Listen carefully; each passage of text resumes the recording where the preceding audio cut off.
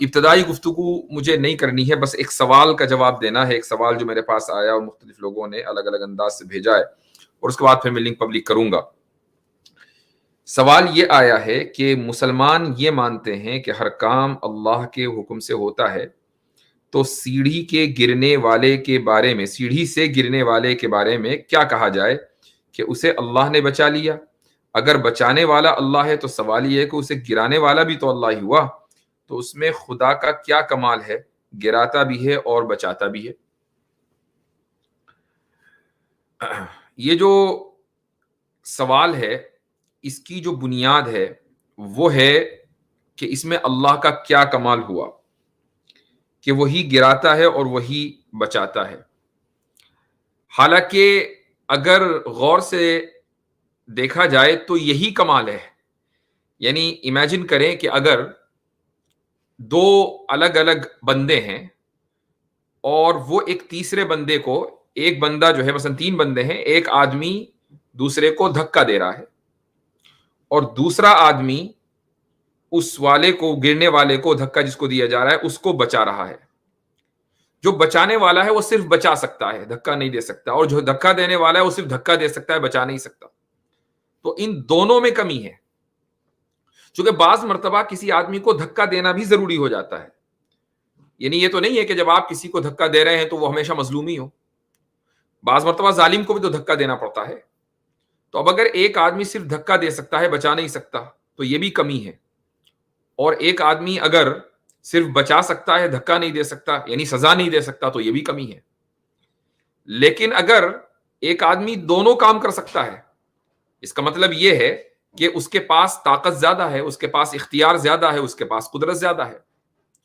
تو اگر ہم اللہ تعالیٰ کی ذات کو دیکھتے ہیں تو اللہ سبحانہ و تعالیٰ جہاں رحم کرنے والا ہے وہاں غضب کا اظہار کرنے والا بھی ہے.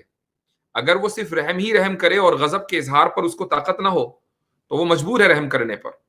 اور اگر صرف وہ غضب ہی غضب کرے اور رحم کا اظہار کرنے پر طاقت نہ ہو تو پھر وہ ذات العیاذ باللہ ظالم ہوگی. لیکن اللہ تعالیٰ کو دونوں چیزوں کے اوپر مکمل اختیار ہے.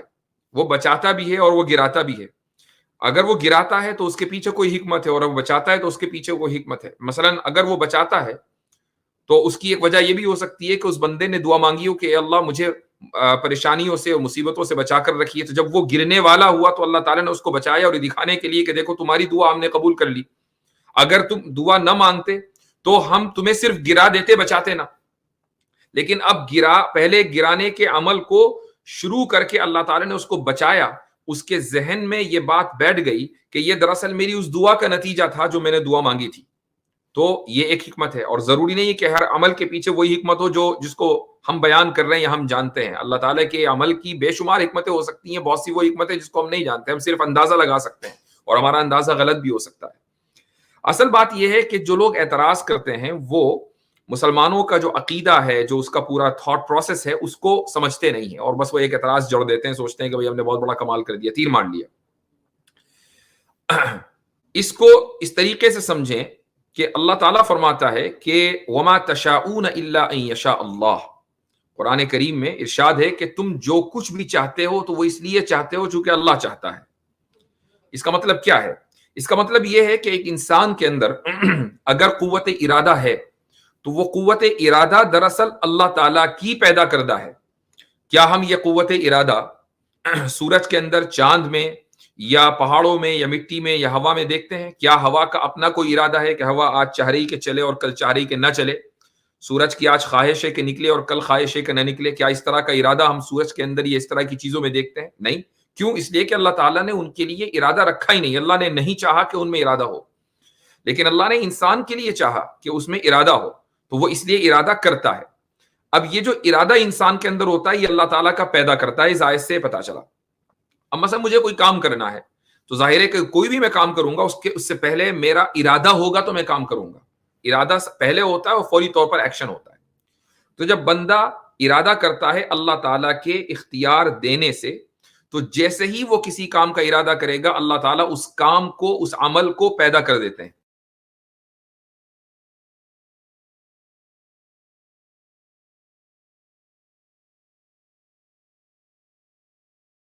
غالباً کنیکشن تھوڑا سا ڈراپ ہوا تھا. تھوڑی دیر کے لیے. تو اگر بیچ میں انٹرپشن ہوا تو میں دوبارہ ریپیٹ اس کو بتا دیتا ہوں کہ انسان پہلے ارادہ کرتا ہے اور اس کے بعد جیسے ہی وہ اس عمل کا ارادہ کرے گا اللہ اس عمل کو پیدا کر دیتے ہیں. اب اللہ نے اس عمل کو پیدا کر دیا, اب کیا ہوتا ہے؟ اس کے بعد یہ ہوتا ہے کہ بندے کو اللہ تعالیٰ قدرت دیتا ہے کہ وہ اس عمل کو اس کام کو کرے, تو بندہ اس کام کو کرتا ہے. اس کو ایک مثال سے سمجھ لیجئے. آپ نے ارادہ کیا نماز پڑھنے کا, تو دیکھیے ارادہ آپ نے کیا, کیوں کیا؟ چونکہ اللہ نے آپ کو اختیار دیا ارادہ کرنے کا. اب نماز پڑھنے کا جو ایکشن ہے, اس عمل کو اللہ پیدا کرتا ہے, اور جب اس عمل کو پیدا کر دیا تو پرفارم بندہ کرے گا. نماز بندہ ہی پڑھے گا, لیکن اس عمل کو جس طرح ہر چیز کو پیدا کرنے والا اللہ ہے, تو ہمارے کام کو, ہمارے افعال کو پیدا کرنے والا بھی اللہ ہے. اسی طرح اللہ تعالیٰ نے اس دنیا کو کاز اینڈ ایفیکٹ کے نظام کے اوپر بنایا ہے. وہ اس طریقے سے کہ مثلا ایک آدمی ٹوٹی ہوئی سیڑھی کے اوپر چڑھ رہا ہے, تو یہ ٹوٹی ہوئی سیڑھی کے اوپر چڑھنا سبب ہے اور اس کا گرنا اس کا ایفیکٹ ہے, یہ کاز اینڈ ایفیکٹ ہے. ایک آدمی بہت ہی مضبوط سیڑھی کے اوپر چڑھ رہا ہے, بڑی احتیاط سے چڑھ رہا ہے, تو اس کا احتیاط سے ایک مضبوط سیڑھی کے اوپر چڑھنا یہ سبب ہے, اور سیفلی اس کا چڑھ جانا یہ اس کا ایفیکٹ ہے. تو کاز اینڈ ایفیکٹ کے اوپر یہ پوری دنیا قائم ہے. اللہ تعالیٰ بعض مرتبہ اس کاز اینڈ ایفیکٹ کے نظام کو توڑ دیتا ہے, اور وہ اس لیے توڑتا ہے کہ اس کے پیچھے اس کی حکمتیں ہوتی ہیں. مثلا ایک آدمی نے دعا مانگی ہے اور اللہ تعالیٰ نے اس کی دعا قبول کر لی. اب اگر کاز اینڈ ایفیکٹ کے اس نظام کو توڑنے میں دنیا کا نظام خلل پڑتا ہے تو اللہ تعالیٰ اس نظام کو نہیں توڑتا, کاز اینڈ ایفیکٹ کے اس کنیکشن کو نہیں توڑتا. لیکن اگر دنیا کے نظام میں خلل پڑ جاتا ہے تو اللہ تعالیٰ, خلل نہیں پڑتا ہے تو اللہ تعالیٰ اس کاز اینڈ ایفیکٹ کے کنیکشن کو توڑ دیتا ہے. مثال سے چیزیں واضح ہوتی ہیں, ورنہ یہ ڈیپ فلسفی ہے. مثال یہ ہے کہ ایک آدمی دعا کرتا ہے کہ اللہ مجھے موت نہ آئے, دعا مانگ رہا ہے پورے دن, کعبے کی چھت پہ کھڑا ہو کر اس نے جو ہے 100 دن نماز پڑھی, اس قدر انہماک کے ساتھ اس نے دعائیں مانگی کہ اللہ مجھے موت نہ آئے. اب یہاں سوال یہ ہے کہ موت تو اس کو بھی آنی ہے. وہ یہ کہہ سکتا ہے کہ بھائی ایسی دعا کسی نے نہیں مانگی ہوگی, کعبے کے اندر جا کے کعبے کی چھت پہ کھڑا ہو کر وہ نیچے نہیں اترا, وہیں اس نے وضو کی اور 100 دن تک کے لگاتار دعا مانگ رہا ہے. حالانکہ ہائپوتھیٹیکل سچویشن ہے, لیکن پھر بھی چلے, تو اللہ تعالیٰ اس کی دعا کیوں نہیں قبول کرتا؟ تو اس کا جواب یہ ہے کہ اللہ اس کی دعا قبول کرے گا. تو اس دنیا کو جس نظام کے اوپر اللہ تعالیٰ نے تخلیق کیا ہے کہ یہاں پیدائش ہونی ہے تو موت بھی آنی ہے, حادثات بھی ہونے ہیں, تو اگر اس کی دعا کو قبول کر لے گا اس انداز سے کہ جس انداز سے وہ دعا مانگ رہا ہے, تو اس نظام کے اندر خلل پڑ جائے گا. تو ایک آدمی کی وجہ سے اس دنیا کے نظام میں خلل کیوں پڑے بھائی؟ یہ سوال ذہن میں ضرور ہر ایک انسان کے آنا چاہیے, اگر اس اعتراض کا جواب آپ کو صحیح طریقے سے سمجھنا. ایک انسان کی وجہ سے اللہ تعالیٰ دنیا کے نظام کو نہیں بدلے گا. ہاں یہ ضرور ہے کہ اس کے اس عمل کا ثواب اس کو ملے گا, یعنی ایسا نہیں ہے کہ آپ دعا مانگے اور دعا کا کوئی نتیجہ نہ ہو, نتیجہ نکلے گا کہ اس دعا کا ثواب آپ کو مل جائے گا. ایک آدمی یہ کہتا ہے کہ اے اللہ میں سفر شروع کر رہا ہوں, میرے اس سفر کو ساتھ خیریت کے پورا فرما. اس نے یہ دعا کی. اب اس نے جو ایک سیف سفر, سیف ٹریول کے لیے جو بھی سبب ہونا چاہیے تھا, مثلا اس کی گاڑی بھی ٹھیک ہے, راستہ بھی صاف ہے, راستہ پرسکون ہے, امن و امان ہے, دن کا وقت ہے, یہ ساری چیزیں ہیں. اس نے ان تمام اسباب کو اختیار کیا, پھر اس کے بعد دعا بھی مانگی کہ اے اللہ میرے اس سفر کو کامیابی کے ساتھ, سلامتی اور صحت عافیت کے ساتھ پورا فرما دے. اب اس دعا کو قبول کرنے میں دنیا کے نظام کو متاثر کرنے کی قطعاً کوئی ضرورت نہیں ہے. ایسا نہیں ہے کہ اگر آپ سیفٹی کے ساتھ اور امن و سلامتی کے ساتھ اپنی منزل مقصود پر پہنچ گئے تو دنیا کے نظام میں کوئی خلل آ جائے گا. اللہ تعالیٰ دعا قبول کر لیتا ہے.